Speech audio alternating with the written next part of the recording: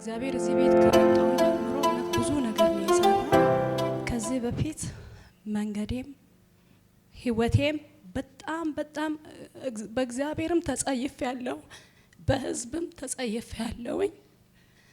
5 አመት ያው አሁን 5ኛ አመቴን ይዣለሁ ከባለቤቴ ተለይቼ እና 3 ልጆች እናት ነኝ። ቤት ከራይ ነኝ ያለሁት። እዚህ ቤት መጣሁኝ። አንዴ እዛች ጋር ሆንኩኝና ይሄን ነብይ ማየት አለብኝ። እስቲ እንደው ህይወቴን እግዚአብሔር ካደሰልኝ፣ እግዚአብሔር እንደው ከዚህ ህይወት ካወጣኝ በማለቴ እዛች ቁጭ ብዬ አይታይም ቆምኩኝና አይዋለሁ እስቲ ዛሬ አልኩኝና መጣሁኝ። መጨረሻ ላይ ስልክ እንደዚህ አርጌ በእጁ አስነካውኝ። ምክንያቱም ሺሻ ቤት ነው የምሰራው። እውነት ነው፣ እኔን የሚያቀኝ ብዙ ሰው አለ። ሺሻ ቤት ነው የምሰራው። ህይወቴ በጣም የከፋ ነው። የሚያቀኝ አለ፣ የማያቀኝም አለ። እውነት በጣም ነው። ሺሻ ቤት ስራ ብቻ አይደለም፣ ሺሻ ቤት ኑሮ የሚያቀው አለ፣ የማያቀው አለ። ከምሽቱ 1 ሰዓት ተኩል የሆነው ነው። ምን ሆንኩኝ? ሺሻ ቤት ሲሄድ ብዙ ሰው ለብዙ ነገር ነው የሚያዳርገኝ፣ በብዙ ነገር ነው የሚገምተኝ። ማንም ምረዳኝ ከጎኔ አልነበረም። ልጆቼ ራሱ ምረጥ አንቺ ለምንድን ነው ማተው ይሄንን ስራ? የነከለ አባት የነከለ እናት በቤታቸው ነው የሚያድሩት፣ ግን አንቺ አድረሽ ነው የምትመጪ፣ የት ነው የምታድሪ እስከሚባል ድረስ እውነት በጣም ነው የተሰቃየውኝ። እናንተን ታዲያ በምን ላሳድግ? አባታችሁ አይረዳም፣ ቤተሰቦቼ አይረዱኝም። ታዲያ በምን ላሳድጋችሁ? እንደዚህ አትበሉኝ ብዬ ህፃኗን 5ኛ አመቷን የያዘችዋን ህፃን ገረፍኳት። እውነት ገረፍኳት። እናሽ ሁለተኛ እንደዛ አትበይኝ ብያት ቆንጥጫት። ከዛም በኋላ እዚህ መጣሁ። እዚህ መጥቼ ጌታ ወይ በቃኝ፣ ሁሉም ነገር በቃኝ። የትኛውንም ስራ ልስራ፣ የትኛውንም ስራ ልስራ፣ በድካሜ ለፍቼ ቀን እንደማንኛውም ሰው ሰርቼ አገኛለሁ። ማይሆን ስልክ አይደወልልኝ ለኔ ከዚህም በኋላ።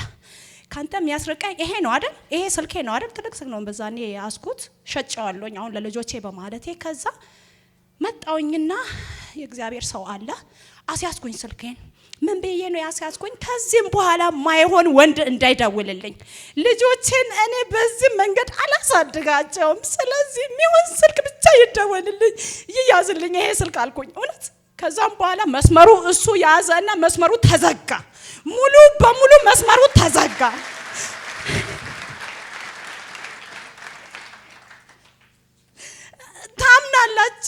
ታምናለች፣ ቸርች ትሄዳለች፣ ሰው ይለኛል እንጂ እሄዳለሁኝ። በርግጥ እሄዳለሁ፣ እቅማለሁ፣ አጨሳለሁ። ማንም አያቀኝም ይሄንን መንገድ።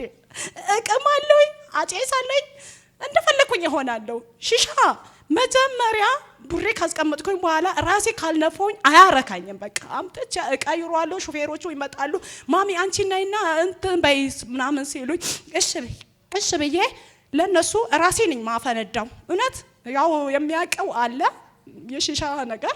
እሳት እንደዛው ነው፣ ያዞረኛል። በባዶ ሆድ ነው የሚሄደው። እሱን ስቤ ልቤ ይደክመኛል። እዚህ አለ ወንድሜ አቢቲናና ተቀበለኝ እባክህን፣ ያው መሽቷል፣ አያስገቡኝ፣ ምን ልሁን መሸብኝ ስለው ራሱ ከምሽቱ 3 ሰዓት የተቀበለ። ጓደኛዬም ሳትጠራጠር ከሱ ጋር እንደዚህ ሲሆን የእግዚአብሔር ሰው ስልኬን ሲነካብኝ ተዘጋ ያ መንገዱ። ከዛም በኋላ ደግሞ አንደኛው ነገር ምን ሆንኩኝ? በጣም ታመምኩኝ፣ እጅግ በጣም ታመምኩኝና አሁን ልጆቼን እስቲ ምን ላብላቸውና ነው እንዲም ይሆነው? እውነት አንድ እህት እዚች ጋር መስከራ ነበረ በቀደም ስራ ሰራለሁኝ ብዬ ሲሄድ ሰው ይጸየፈኛል አለች። እውነት ሰው ነው እኔን የተጸየፈልኝ።